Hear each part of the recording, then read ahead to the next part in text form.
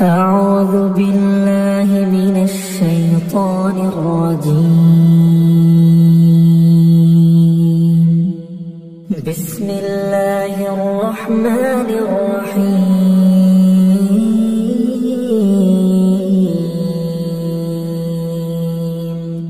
الحمد لله الذي أنزل على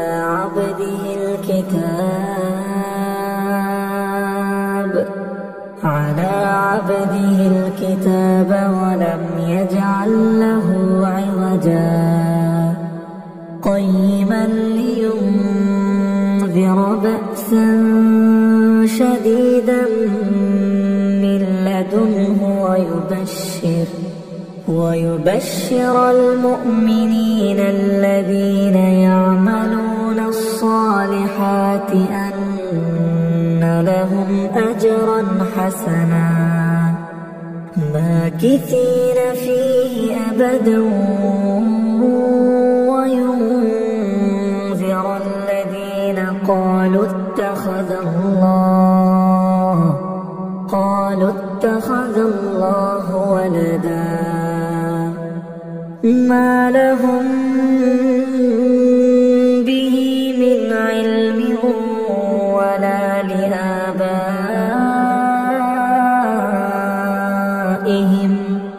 كبرت كلمة تخرج من أفواههم إن يقولون إلا كذبا فلعلك باخع نفسك على آثارهم إن لم يؤمنوا بهذا الحديث أسفا إنا جعلنا ما على الأرض زينة لها لنبلوهم أيهم أحسن عملا وإنا لجاعلون ما عليها صعيدا جرزا أم حسبت أن أصحاب الكهف والرقيم كانوا من آياتنا عجبا إذ أوى الفتية إلى الكهف فقالوا ربنا آتنا من لدنك رحمة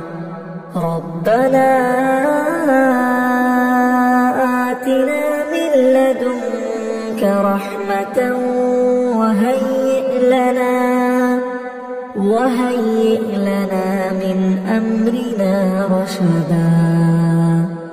فضربنا على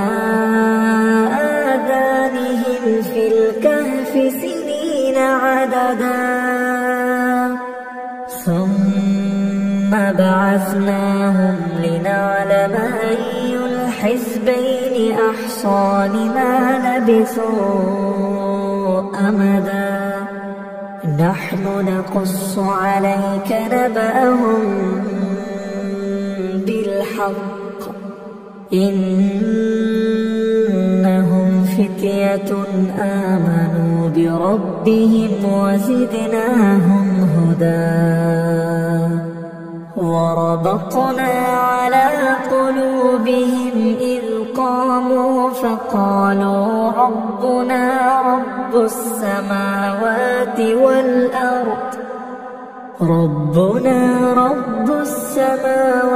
والأرض لن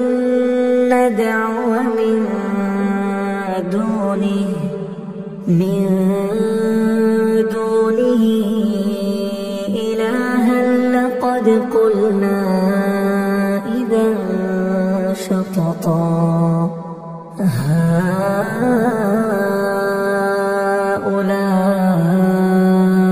قومنا اتخذوا من دونه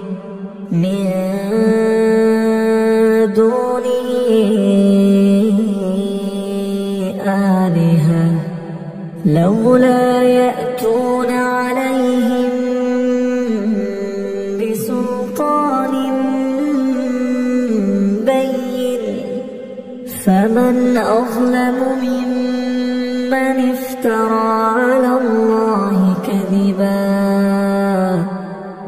وإذ اعتزلتموهم وما يعبدون إلا الله فأووا إلى الكهف ينشر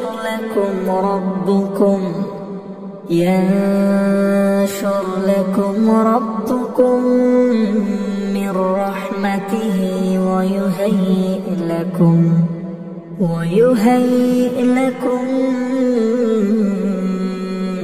من أمركم مرفقا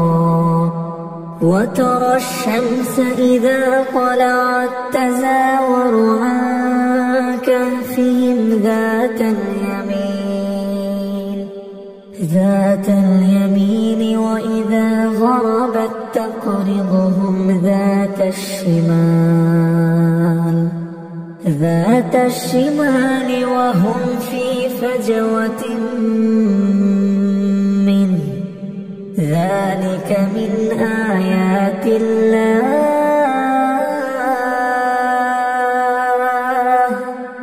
من يهد الله فهو المهتد ومن يضلل فلن تجد له وليا مرشدا وتحسبهم أيقاظا وهم رقود ونقلبهم ذات اليمين وذات الشمال وكلبهم باسط ذراعيه بالوصيد لو اطلعت عليهم لوليت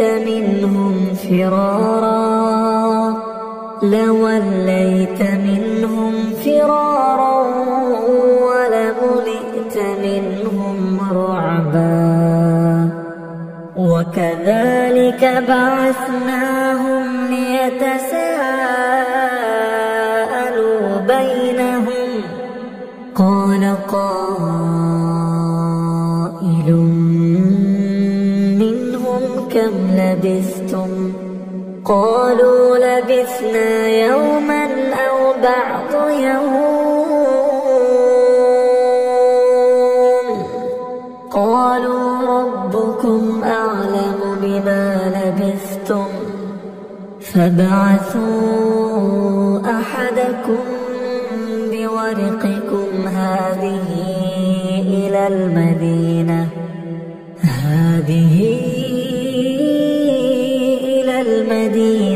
فلينظر أيها أزكى طعاما فليأتكم برزق منه وليتلطف ولا يشعرن بكم أحدا إنهم إن يظهروا عليكم يرجموكم أو يعيدوكم في ملتهم ولن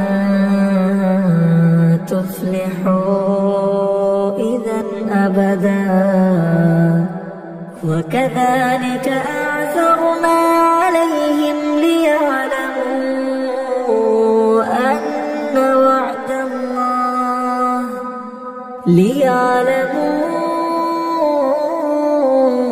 أن وعد الله حق وأن الساعة لا ريب فيها إذ يتنازعون بينهم أمرهم فقالوا ابنوا عليهم بنيانا ربهم أعلم بهم قال الذين غلبوا على أمرهم لنتخذن عليهم مسجدا سيقولون ثلاثة رابعهم كلبهم ويقولون خمسة سادسهم كلبهم رجما بالغيب ويقولون سبعة وثامنهم كلبهم قل ربي أعلم بعدتهم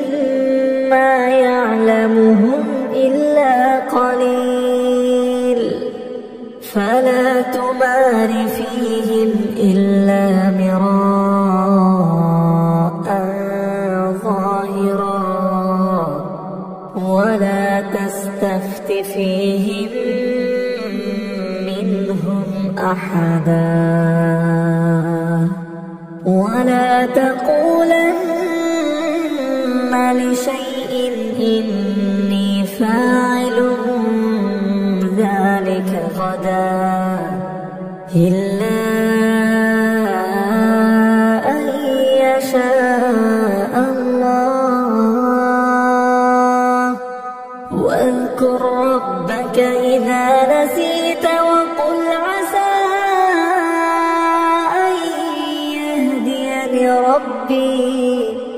أن يهديني ربي لأقرب من هذا رشدا ولبثوا في كهفهم 300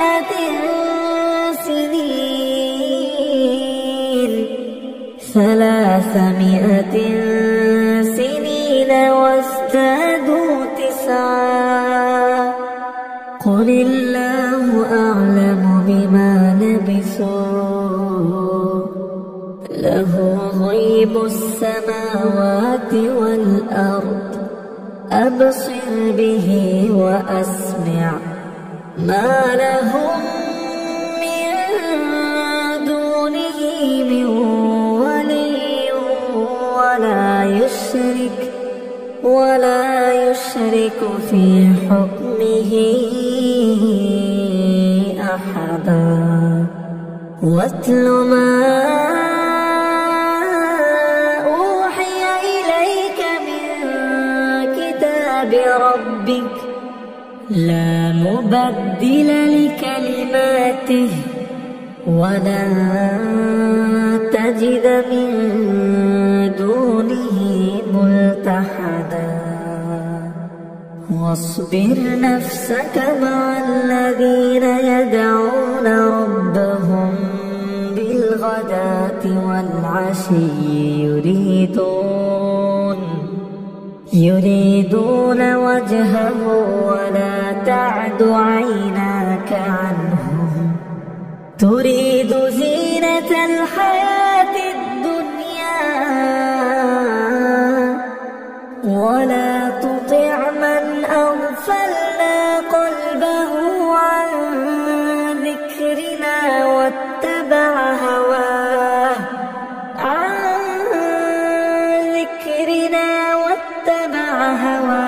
وكان أمره فرطا وقل الحق من ربكم فمن شاء فليؤمن ومن شاء فليكفر إنا أعتدنا للظالمين نارا أحاط بهم سرادقها وإن يستغيثوا يغاثوا بماء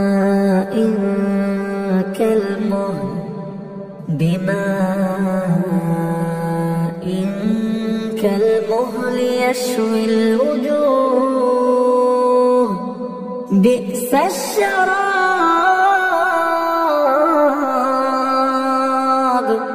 وساءت مرتفقا إن الذين آمنوا وعملوا الصالحات إنا لا نضيع أجر من أحسن وأحسن عملا أولئك لهم جنات عدن تجري من تحتهم الأنهار يحلون فيها من أساور من ذهب ويلبسون ثيابا خضرا من سندس وإستبرق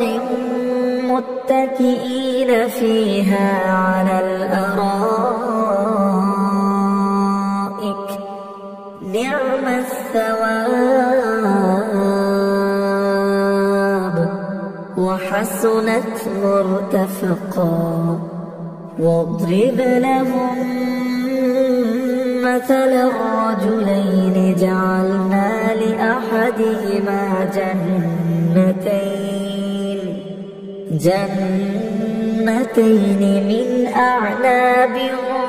وحففناهما بنخل وجعلنا بينهما زرعا كلتا الجنتين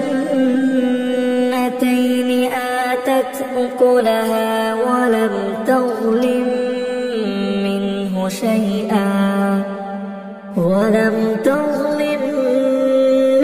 شيئا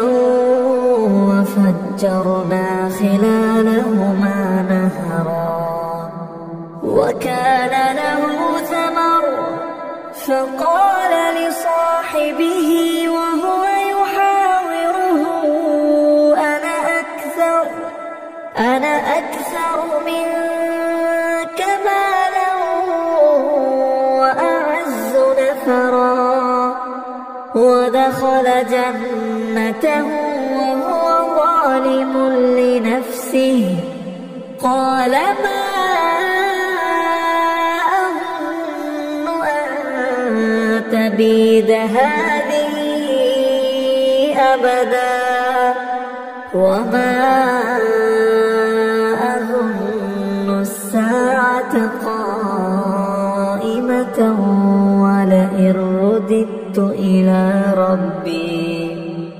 ولئن رددت إلى ربي لأجدن خيرا منها منقلبا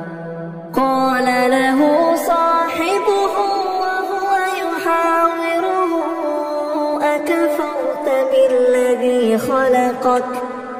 أكفرت بالذي خلقك من تراب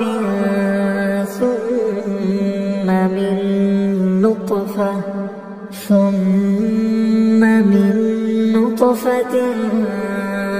ثم سواك رجلا لكن هو الله ربي ولا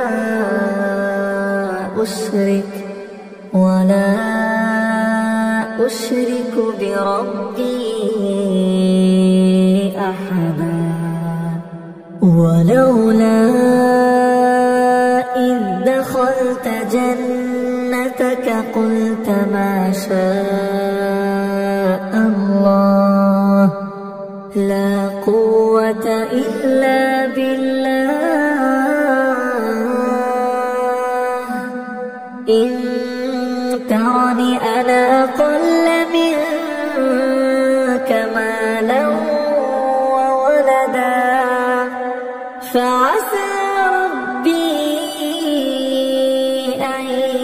يؤتيني خيرا من جنتك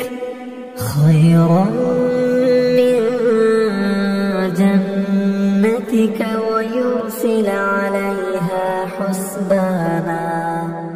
حسبانا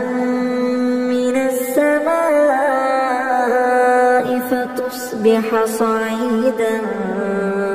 زلقا أو يصبح ماء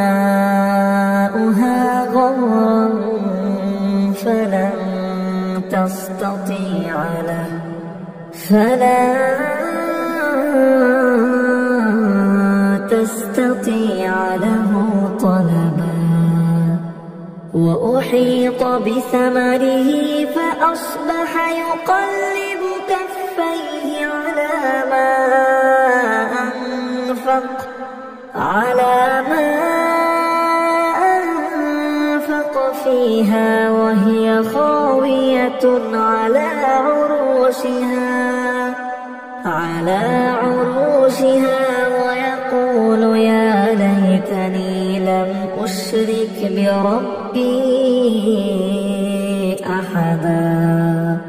ولم تكن له فئة ينصرونه من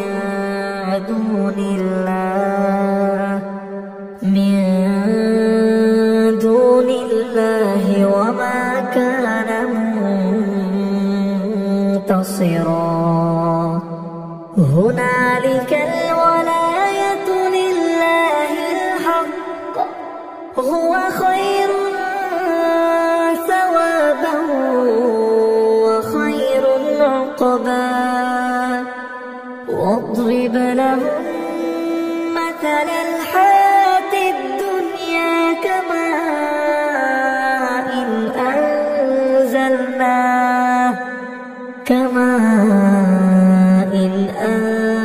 أنزلناه من السماء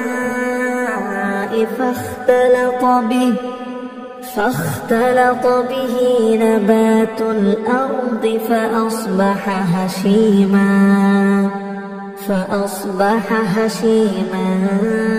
تذروه الرياح وكان الله على كل شيء مقتدرا المال والبنون زينة الحياة الدنيا والباقيات الصالحات خير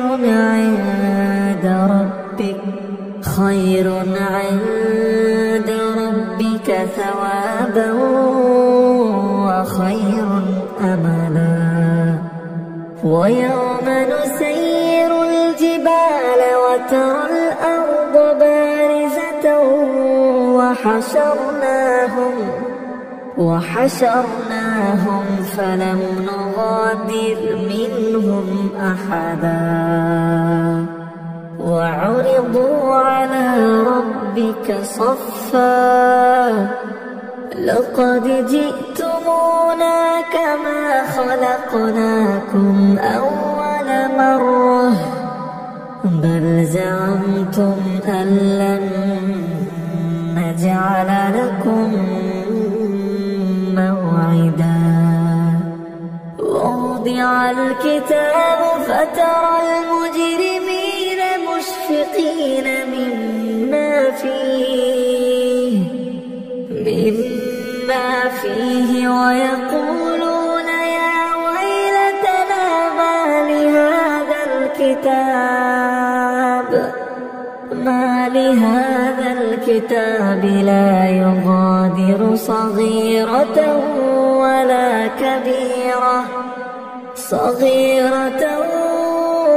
ولا كبيرة إلا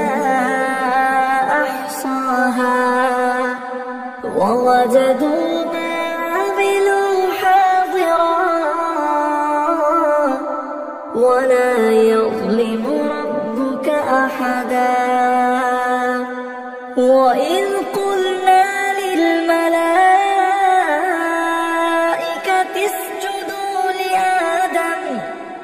اسجدوا لآدم فسجدوا إلا إبليس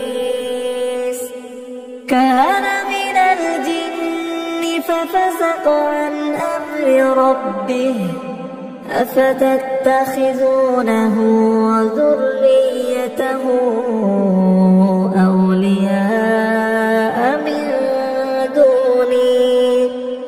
أولياء من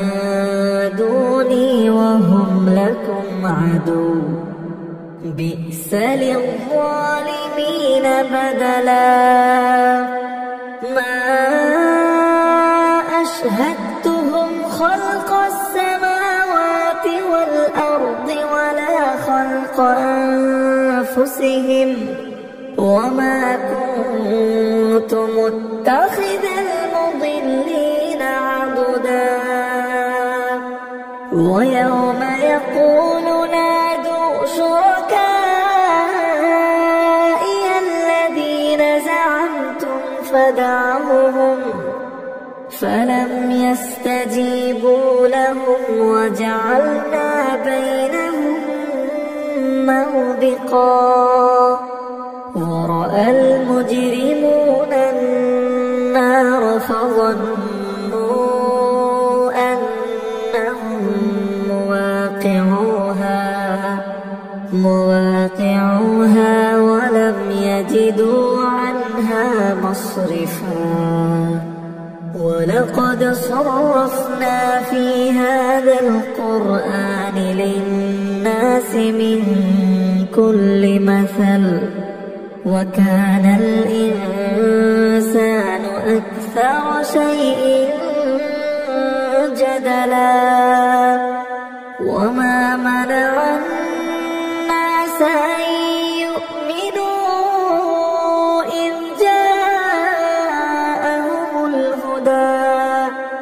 إذ جاءهم الهدى ويستغفروا ربهم إلا أن تأتيهم سنة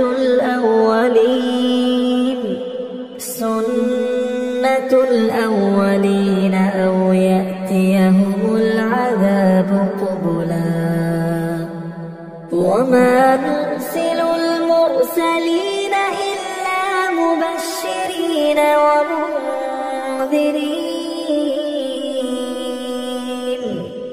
ويجادل الذين كفروا بالباطل ليدحضوا به الحق واتخذوا آياتي وما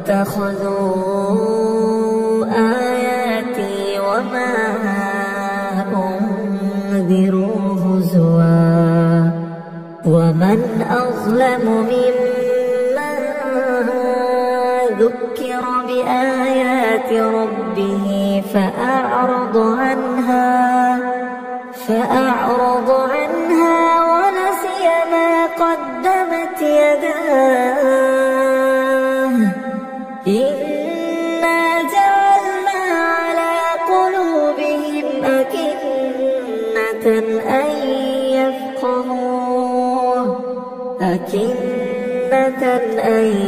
يفقهوه وفي آذانهم وقرا وإن تدعهم إلى الهدى فلن يهتدوا إذا أبدا وربك الغفور ذو الرحمة لو يؤاخذهم بما كسبوا لعجل لهم العذاب بل لهم موعد لن يجدوا من دونه موئلا وتلك القرى أهلكناهم لما ظلموا وجعلنا لمهلكهم موعدا وإذ قال موسى لفتاه لا أبرح حتى أبلغ مجمع البحرين أو أمضي حقبا فلما بلغا مجمع بينهما نسيا حوتهما فاتخذ سبيله في البحر سربا فلما جاوزا قال فتاه آتنا غداءنا لقد لقينا من سفرنا هذا نصبا قال أرأيت إذ أوينا إلى الصخرة فإني نسيت الحوت وما أنسانيه إلا الشيطان أن أذكره واتخذ سبيله في البحر عجبا قال ذلك ما كنا نبغ فارتدا على آثارهما قصصا فوجدا عبدا من عبادنا آتيناه رحمة من عندنا وعلمناه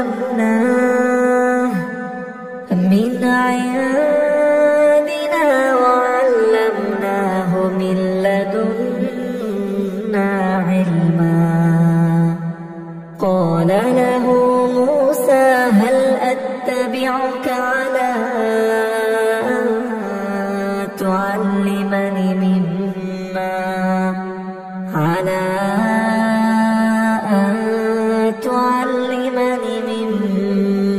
علمت رشدا قال إنك لن تستطيع معي صبرا وكيف تصبر على ما لم تحط به خبرا قال ستجدني إن شاء الله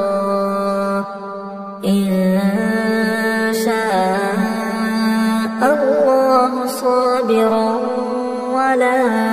أعصي لك أمرا قال فإن اتبعتني فلا تسألني عن شيء حتى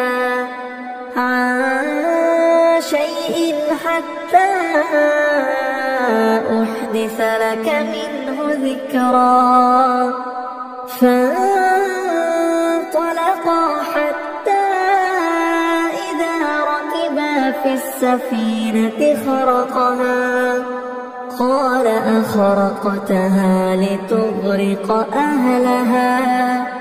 لقد جئت شيئا إمرا قال ألم أقل إنك لن تستطيع معي صبرا قال لا تؤاخذني بما نسيت ولا ترهقني من أمري عسرا فانطلقا حتى إذا لقيا غلاما فقتله قال أقتلت نفسا زكية بغير نفس لقد جئت شيئا نكرا قال ألم أقل لك إنك لن تستطيع معي صبرا قال إن سألتك عن شيء بعدها فلا تصاحبني قد بلغت من لدني عذرا فانطلقا حتى إذا أتيا أهل قرية استطعما أهلها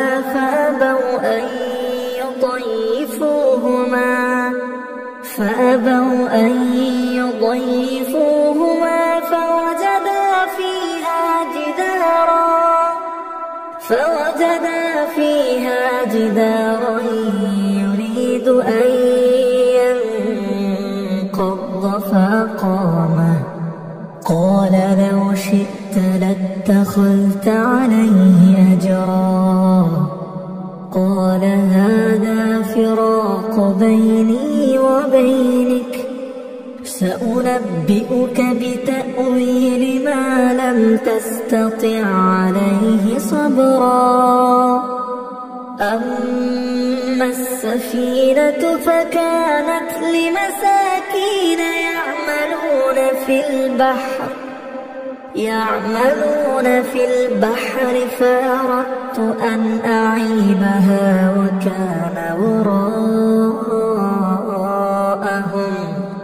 وكان وراءهم ملك يأخذ كل سفينة غصبا. وأما الغلام فكان أبواه مؤمنين فخشينا أن يرهقهما طغيانا وكفرا. فأردنا أن يبدلهما ربهما خيرا منه زكاة وأقرب رحما.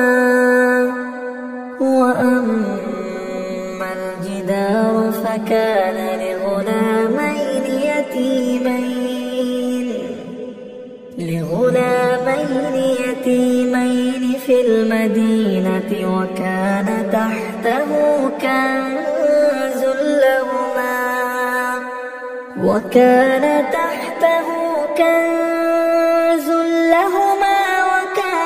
أبوهما صالحا. فأراد ربك أن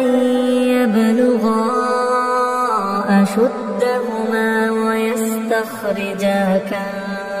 كنزهما رحمة من ربك وما فعلته عن أمري ذلك تأويل ما لم تسطع عليه صبرا. ويسألونك عن ذي القرنين قل سأتلو عليكم منه ذكرا. إنا مكنا له في الأرض وآتيناه من كل شيء سببا. فأتبع سببا حتى إذا بلغ مغرب الشمس وجدها تغرب في عين حمئة ووجد عندها قوما. قلنا يا ذا القرنين إما أن تعذب وإما أن تتخذ فيهم حسنا. قال أما من ظلم فسوف نعذبه ثم يرد إلى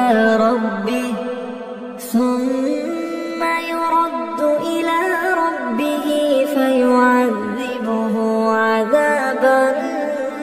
نكرا. وأما من آمن وعمل صالحا فله جزاء الحسنى وسنقول له من أمرنا يسرا. ثم أتبع سببا حتى إذا بلغ مطلع الشمس وجدها تطلع على قوم لم نجعل لهم من دونها سترا كذلك وقد أحطنا بما لديه خبرا ثم أتبع سببا حتى إذا بلغ بين السدين وجد من دونهما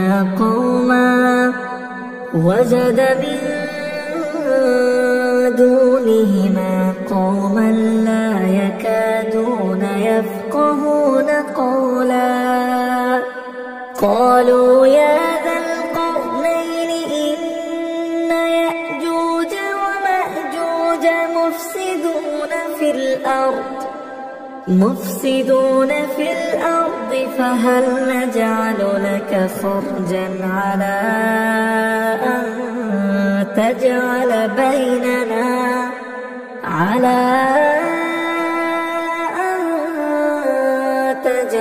بيننا وبينهم سدا قال ما مكنني فيه ربي خير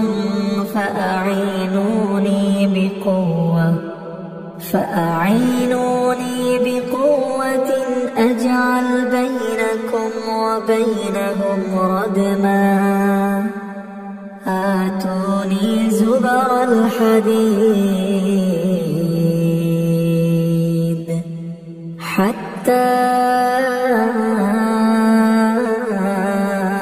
إذا ساوى بين الصدفين قال انفخوا حتى إذا جعله نارا قال آتوني أفرغ عليه قطرا فما استطاعوا أن يظهروه وما استطاعوا له نقبا قال هذا رحمة من ربي فإذا جاء وعد ربي جعله دكا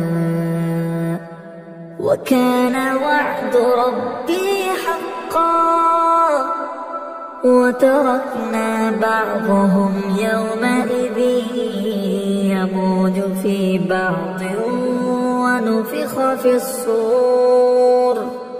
ونفخ في الصور فجمعناهم جمعا وعرضنا جهنم يومئذ للكافرين عرضا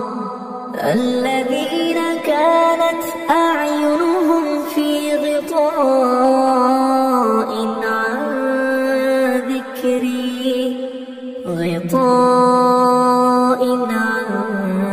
ذكري وكانوا لا يستطيعون سمعا أفحسب الذين كفروا أن يتخذوا عبادي من دوني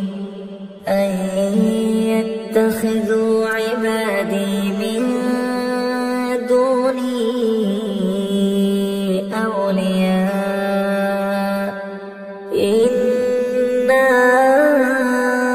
أعتدنا جهنم للكافرين نزلا قل هل ننبئكم بالأخسرين أعمالا الذين ضل سعيهم في الحياة الدنيا وهم يحسبون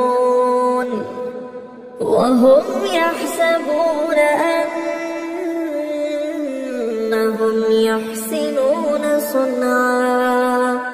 أولئك الذين كفروا بآيات ربهم ولقائه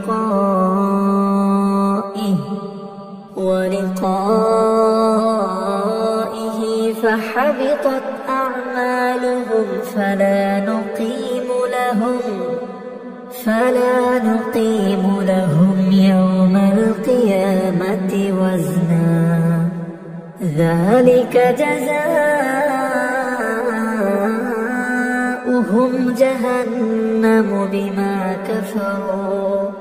جهنم بما كفروا واتخذوا آياتي ورسلي هزوا إن الذين آمنوا وعملوا الصالحات كانت لهم جنات الفردوس نزلا خالدين فيها لا يبغون عنها حولا قل لو كان البحر مدادا لكلمات ربي لنفد البحر قبل أن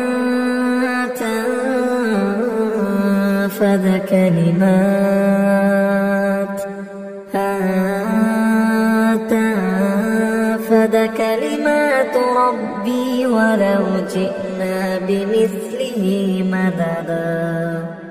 قل إنما أنا بشر مثلكم يوحى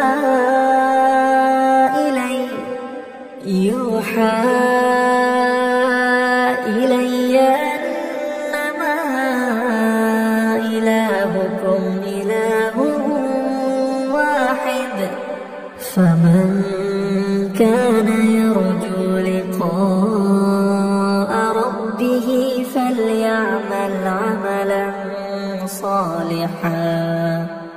فليعمل عملا صالحا ولا يشرك بعبادة ربه أحدا بسم الله الرحمن الرحيم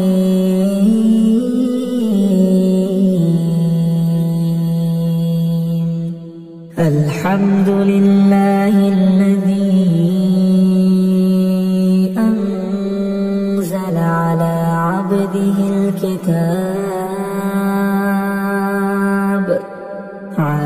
عبده الكتاب ولم يجعل له عوجا قيما لينذر بأسا شديدا من لدنه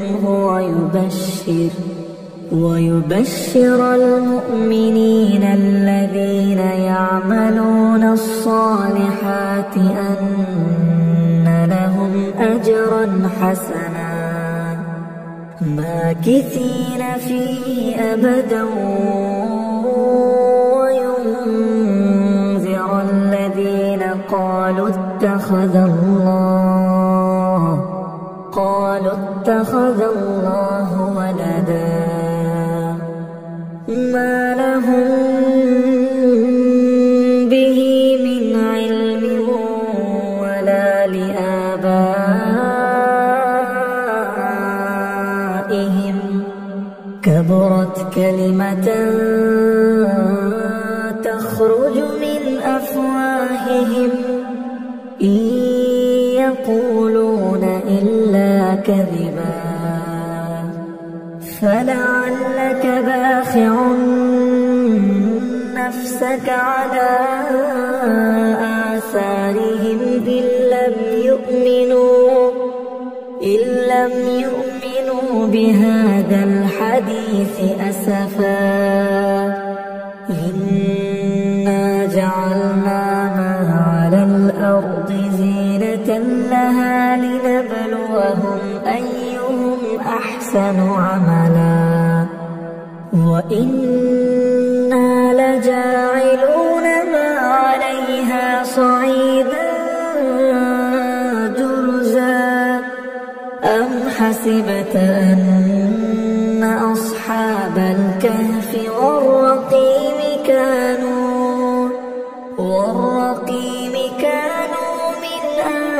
آياتنا عجبا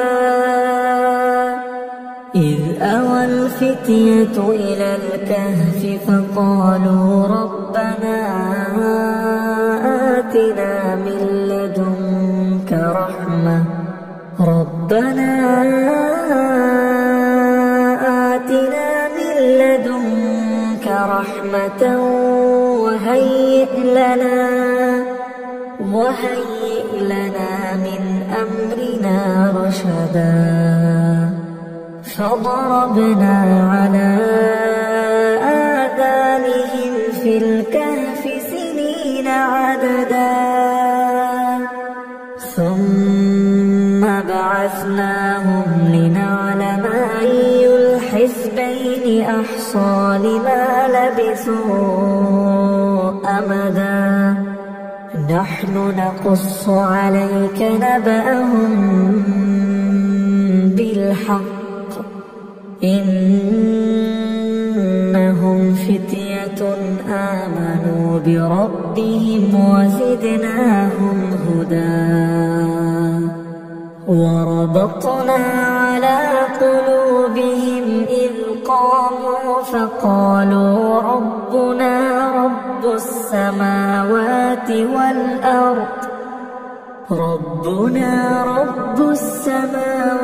والأرض لن ندعو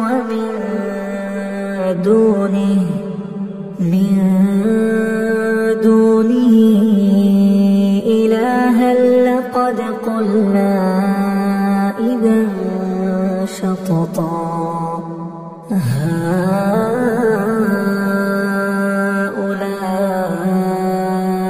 قومنا اتخذوا من دونه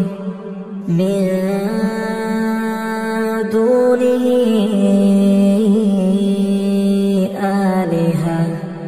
لولا يأتون عليهم بسلطان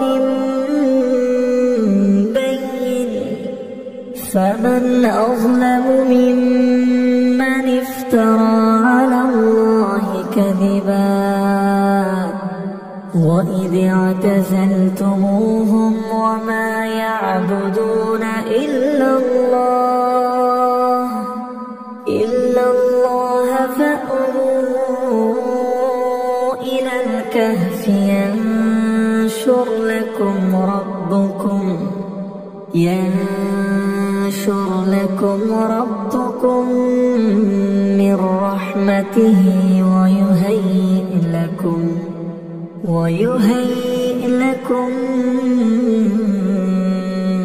من أمركم مرفقا وترى الشمس إذا طلعت تزاور عن كهفهم ذات اليمين وإذا غربت تقرضهم ذات الشمال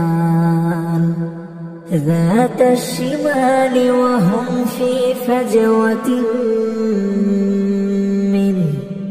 ذلك من آيات الله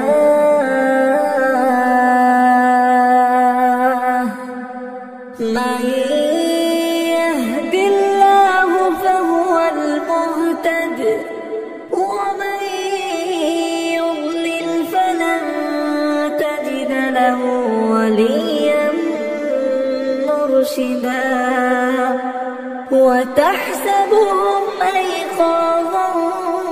وهم رقود ونقلبهم ذات اليمين وذات الشمال وكلبهم باسط ذراعيه بالوصيد لو اطلعت عليهم لوليت منهم فرارا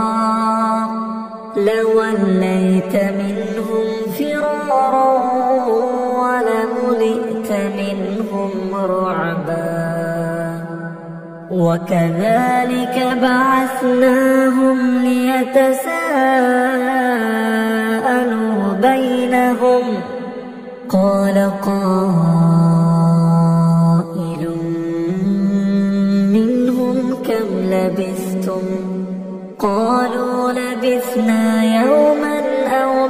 بعض يوم قالوا ربكم أعلم بما لبثتم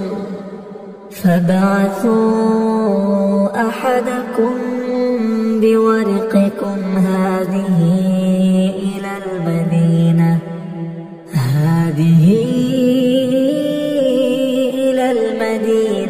فلينظر أيها أزكى طعاما فليأتكم برزق منه وليتلطف ولا يشعرن بكم أحدا إنهم إن يظهروا عليكم يرجموكم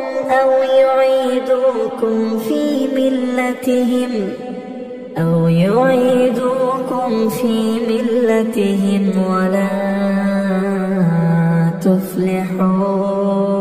إذا أبدا وكذلك أعثرنا عليهم ليعلموا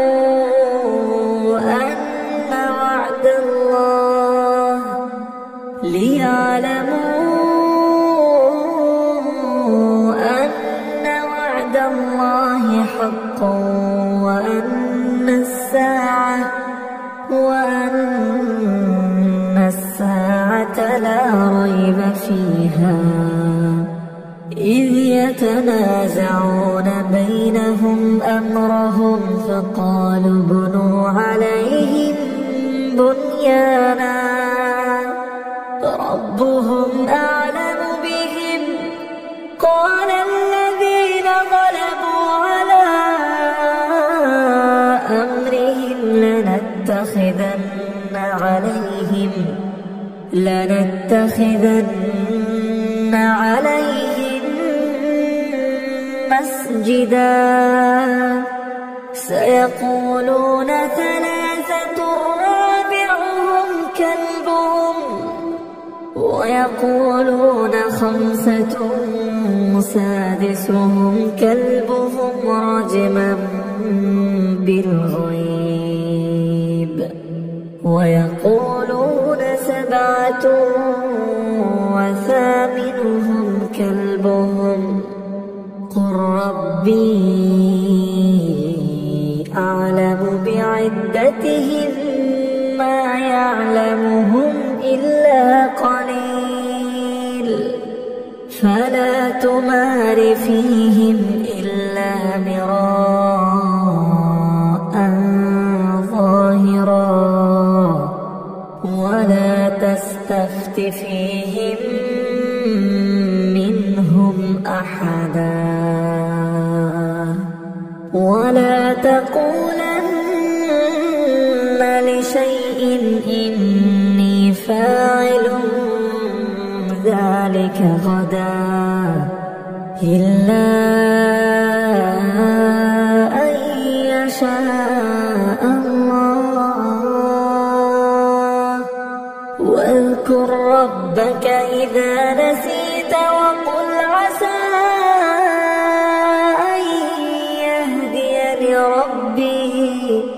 أن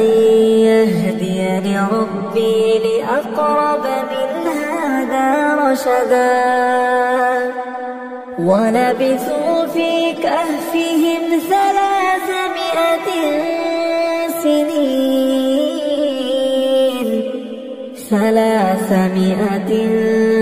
سنين وازدادوا 9 قل الله أعلم بما لبثوا له غيب السماوات والأرض أبصر به وأسمع ما لهم من دونه من ولي ولا يشرك في حكمه أحدا واتل ما أوحي إليك من بربك لا مبدل لكلماته ولا تجد من دونه ملتحدا واصبر نفسك مع الذين يدعون ربهم بالغداة والعشي يريدون وجهه ولا تعد عيناك عنهم تريد زينة الحياة الدنيا ولا تطع من أغفلنا قلبه عن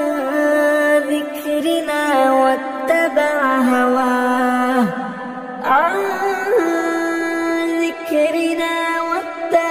هواه وكان أمره فرطا وقل الحق من ربكم فمن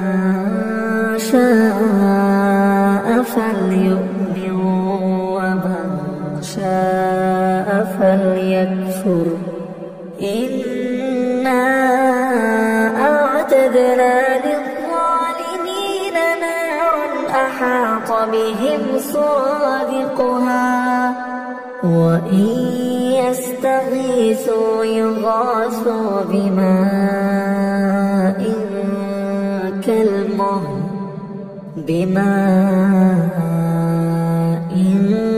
كالمهل يشوي الوجوه بئس الشراب وساءت مرتفقا إن الذين آمنوا وعملوا الصالحات إنا لا نضيع أجر من أحسن عملا أولئك لهم جنات عدن تجري من تحتهم الأنهار يحلون فيها من أساور من ذهب ويلبسون ثيابا خضرا من سندس واستبرق متكئين فيها على الأرائك نعم الثواب وحسنت مرتفقا واضرب لهم مثل الرجلين جعلنا لأحدهما جنتين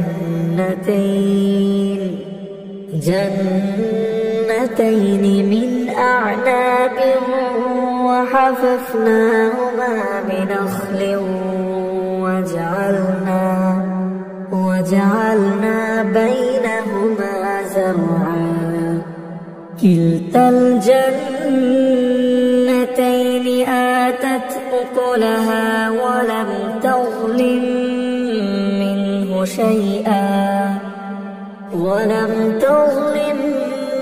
منه شيئا وفجرنا خلالهما نهرا وكان له ثمر فقال لصاحبه وهو يحاوره أنا أكثر منك مالا وأعز نفرا ودخل جنته وهو ظالم لنفسه قال ما أظن أن تبيد هذه أبدا وما أظن الساعة قائمة رغبة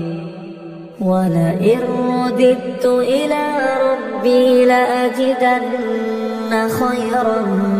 منها منقلبا قال له صاحبه وهو يحاوره أكفرت بالذي خلقك من تراب ثم من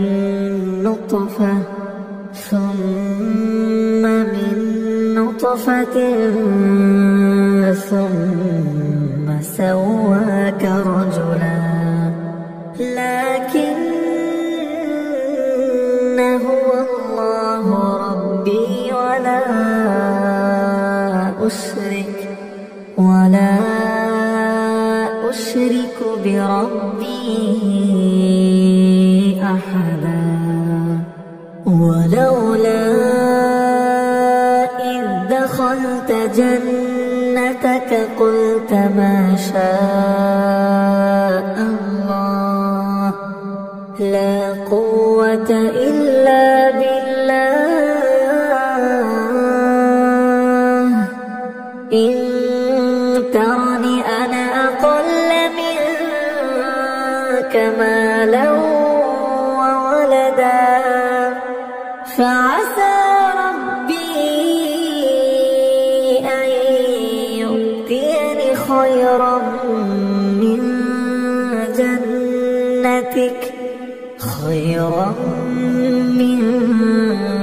جنتك ويرسل عليها حسبانا من السماء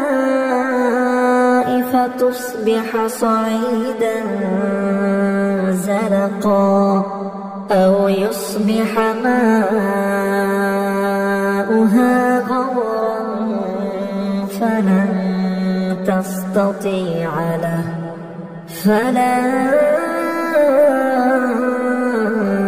تستطيع له طلبا وأحيط بثمره فأصبح يقلب كفيه على ما أنفق فيها وهي خاوية على عروشها ويقول يا ليتني لم أشرك بربي أحدا ولم تكن له فئة ينصرونه من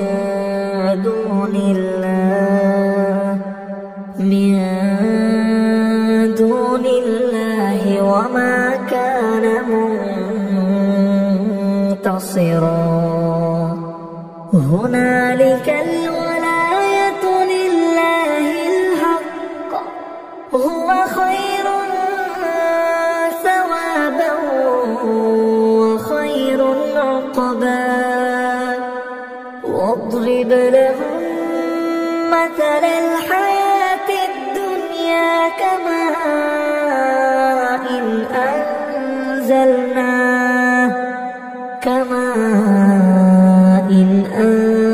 أنزلناه من السماء فاختلط به نبات الأرض فأصبح هشيما تذروه الرياح وكان الله على كل شيء مقتدرا المال والبنون زينة الحياة الدنيا والباقيات الصالحات خير عند ربك ثوابا وخير أملا ويوم نسير ترى الأرض بارزة وحشرناهم فلم نغادر منهم أحدا وعرضوا على ربك صفا لقد جئتمونا كما خلقناكم أول مرة بل زعمتم أن لن نجعل لكم موعدا ووضع الكتاب فترى المجرمين مشفقين مما فيه ويقولون يا ويلتنا ما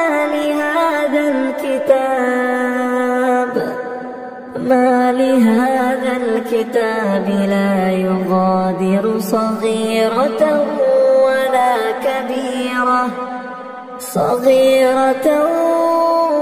ولا كبيرة إلا أحصاها ووجدوا ما عملوا حاضرا ولا يظلم ربك أحدا وإذ قلنا للملائكة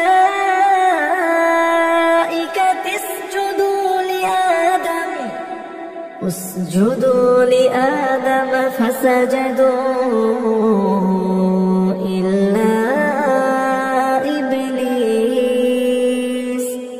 كان من الجن ففسق عن أمر ربه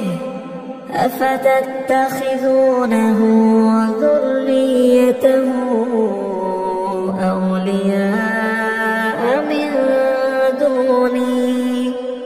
أولياء من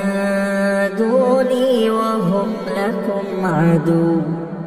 بئس للظالمين بدلا ما أشهدتهم خلق السماوات والأرض ولا خلق أنفسهم وما كنت متخذ المضلين عضدا ويوم يقول نادوا شركائي الذين زعمتم فدعوهم فلم يستجيبوا لهم وجعلنا بينهم موبقا ورأى المجرمون النار فظنوا أنهم مواقعوها ولم يجدوا عنها مصرفا ولقد صرفنا في هذا القرآن للناس من كل مثل وكان الإنسان أكثر شيء جدلا وما منع الناس أن يؤمنوا إذ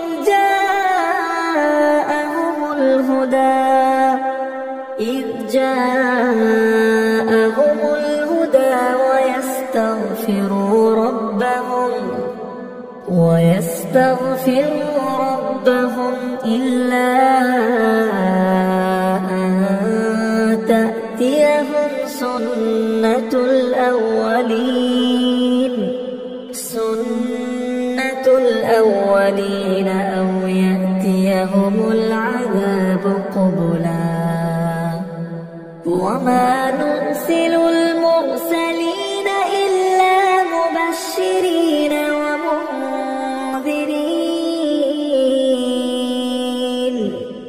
ويجادل الذين كفروا بالباطل ليدحضوا به الحق واتخذوا آياتي وما أنذروا هزوا ومن أظلم ممن ذكر بآيات ربه فأعرض عنها ونسي ما قدمت يداه إنا جعلنا على قلوبهم أكنة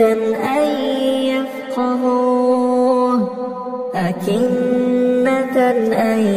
يفقهوه وفي آذانهم وقرا وإن تدعوهم إلى الهدى فلن يهتدوا إذا أبدا وربك الغفور ذو الرحمة لو يؤاخذهم بما كسبوا لعجل لهم العذاب بل لهم موعد لن يجدوا من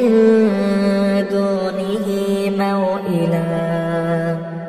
وتلك القرى أهلكناهم لما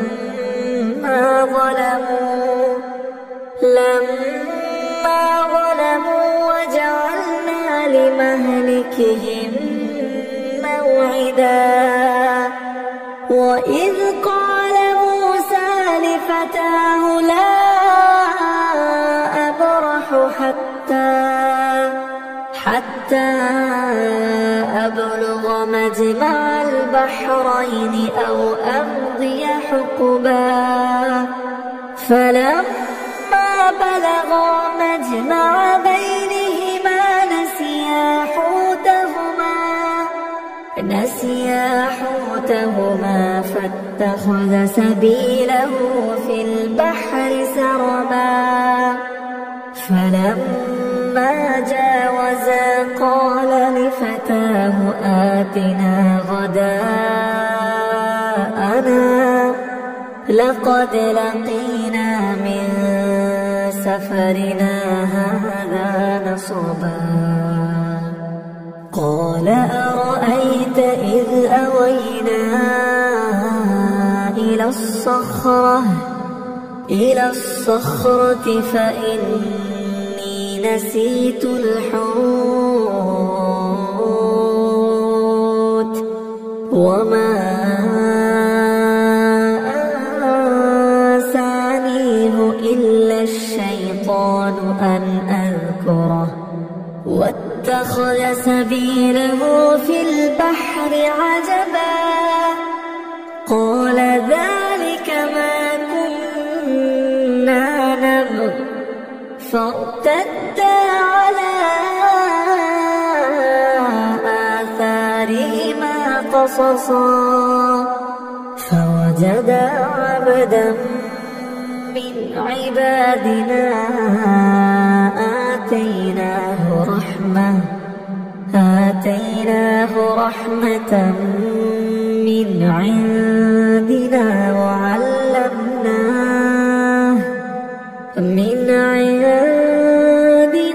وعلمناه من لدنا علما قال له موسى هل أتبعك على أن تعلمني مما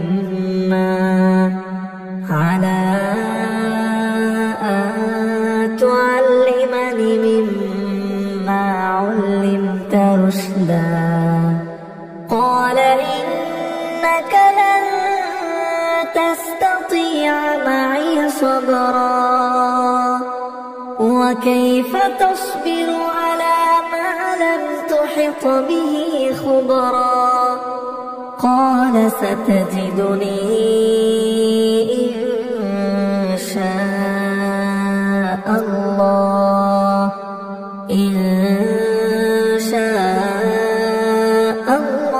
صابرا ولا أعصي لك أمرا قال فإن اتبعتني فلا تسألني عن شيء حتى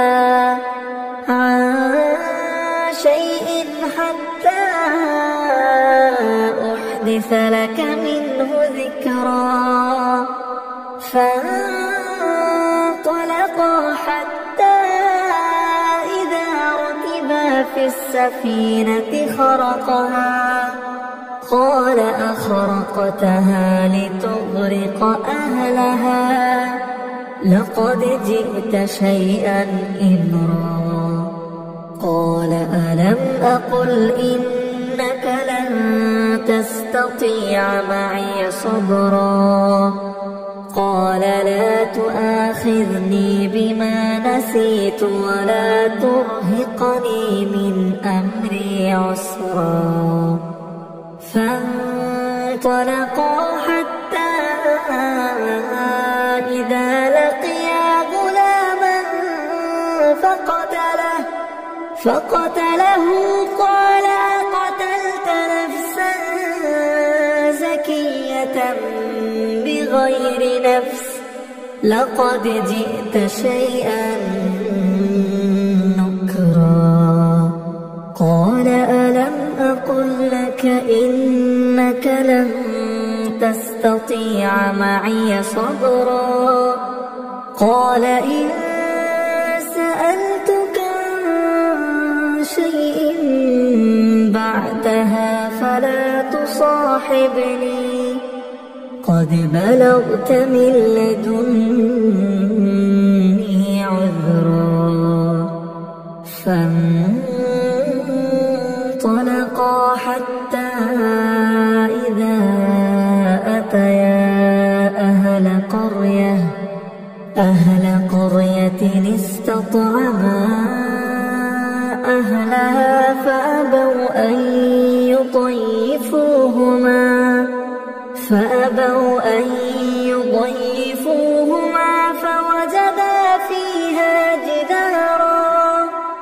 فوجدا فيها جدارا يريد أن ينقض فأقامه. قال لو شئت لاتخذت عليه أجرا. قال هذا فراق بيني وبينك سأنبئك بتأويل ما لم تستطع عليه صبرا. أما السفينة فكانت لمساكين يعملون في البحر فأردت أن أعيبها وكان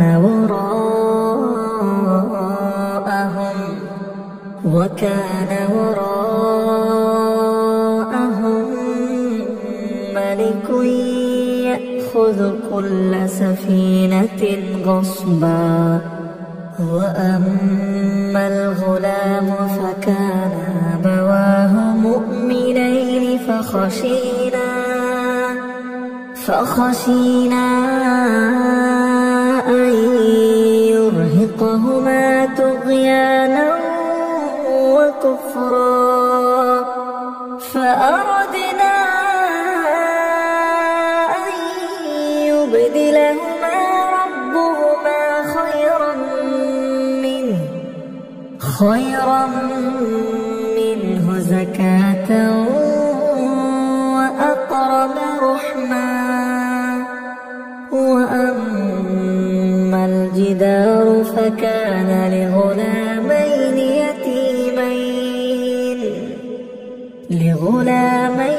يتيمين في المدينة وكان تحته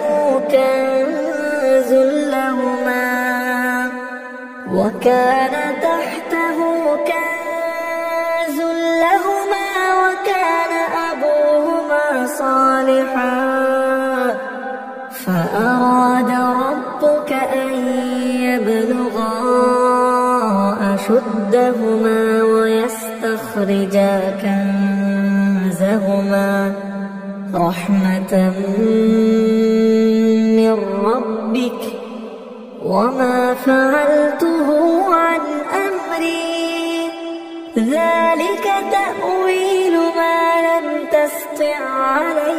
صبرا ويسألونك عن ذي القرنين قل سأتلو عليكم منه ذكرا إنا مكنا له في الأرض وآتيناه من كل شيء سببا فأتبع سببا حتى إذا بلغ مغرب الشمس وجدها تغرب في عين حمئة ووجد عندها قوما قلنا يا ذا القرنين إما أن تعذب وإما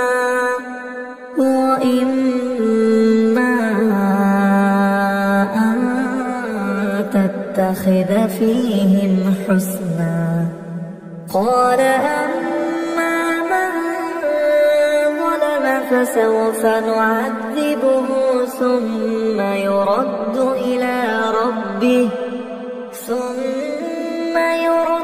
إلى ربه فيعذبه عذابا نكرا وأما من آمن وعمل صالحا فله جزاء الحسنى وسنقول له من أمرنا يسرا ثم أتبع سببا حتى إذا بلغ مطلع الشمس وجدها تطلع على قوم لم نجعل لهم من دونها سترا كذلك وقد أحطنا بما لديه خبرا ثم أتبع سببا حتى إذا بلغ بين السدين وجد من دونهما قوما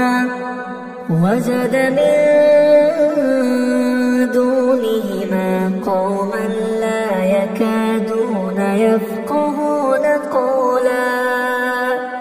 قالوا يا ذا القرنين إن يأجوج ومأجوج مفسدون في الأرض فهل نجعل لك خرجا على أن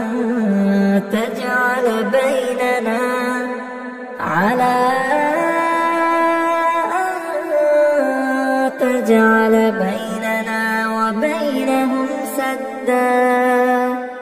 قال ما مكني فيه ربي خير فأعينوني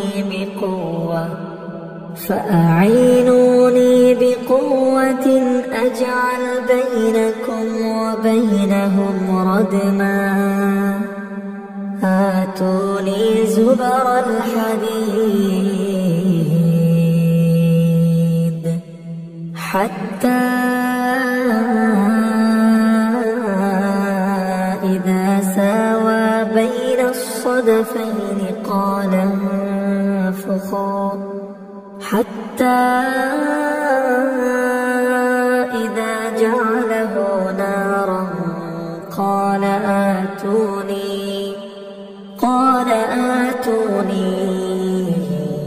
أفرغ عليه قطرا فما استطاعوا أن يظهروه وما استطاعوا له نقبا قال هذا رحمة من ربي فإذا جاء جعله دكا وكان وعد ربي حقا وتركنا بعضهم يومئذ يموج في بعض ونفخ في الصور فجمعناهم جمعا وعرضنا جهنم يومئذ للكافرين عرضا الذين كانت أعينهم في غطاء عن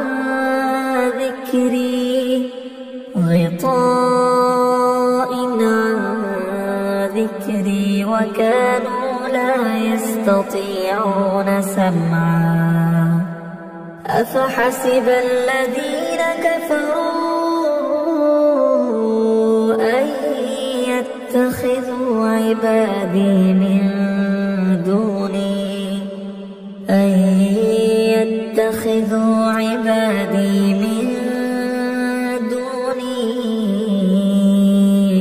أولياء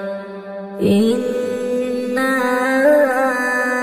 أعتدنا جهنم للكافرين نزلا قل هل ننبئكم بالأخسرين أعمالا الذين ضل سعيهم في الحياة الدنيا وهم يحسبون أنهم يحسنون صنعا أولئك الذين كفروا بآيات ربهم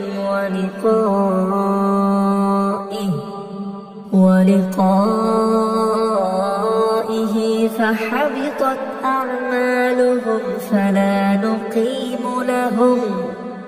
فلا نقيم لهم يوم القيامة وزنا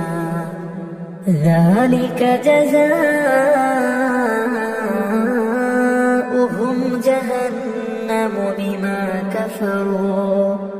جهنم بما كفروا واتخذوا آياتي ورسلي هزوا إن الذين آمنوا وعملوا الصالحات كانت لهم جنات الفردوس نزلا خالدين فيها لا يبغون عنها حولا قل لو كان البحر مدادا لكلمات ربي لنفد البحر قبل أن تنفد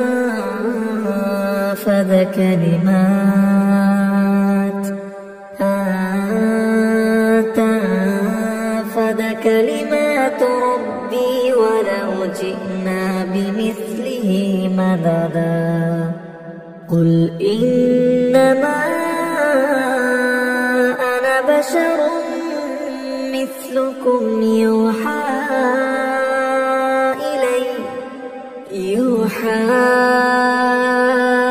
إلي أنما إلهكم إله واحد فمن كان يرجو لقاء ربه فليعمل عملا